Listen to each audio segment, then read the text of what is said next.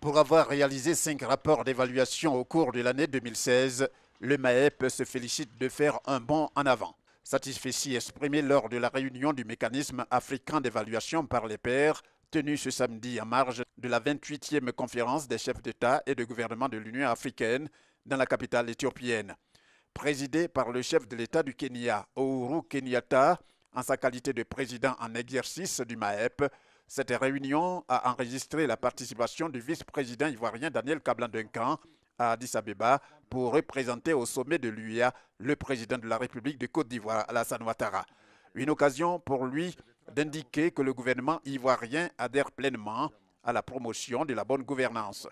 Excellence, Monsieur le Président, Uhuru Kenyatta, président de la République du Kenya, par votre implication personnelle et très dynamique, vous avez su conduire le MAEP, ce qui lui a permis, sans aucun doute, d'aboutir à une très forte adhésion de nos États au mécanisme et à la promotion de la bonne gouvernance en Afrique.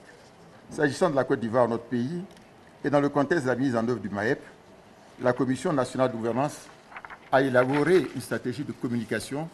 Ce travail a été réalisé dans un processus inclusif, en collaboration avec toutes les parties prenantes, notamment les partis politiques, les organisations de la société civile et le secteur privé. La campagne de communication, de sensibilisation va se renforcer avec le lancement de la collecte d'informations descriptives et statistiques que mèneront les instituts techniques de recherche. Cela nous permettra d'amorcer la phase d'auto-évaluation de notre gouvernance.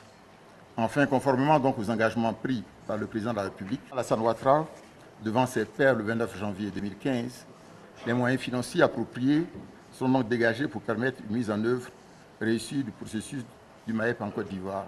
Grâce au MAEP, les actions déjà entreprises, mais aussi et surtout grâce aux réformes structurelles et sectorielles déjà accomplies par la Côte d'Ivoire, ce pays a connu une croissance importante, en moyenne de 9% depuis 2012, donc sur les 5 dernières années.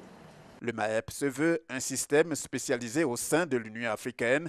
C'est à ce titre qu'il mène des activités qui visent à évaluer conformément à sa vocation les différents pays dans leur politique de gouvernance. Il prévoit de produire pour cette année 2017 environ 7 rapports d'évaluation.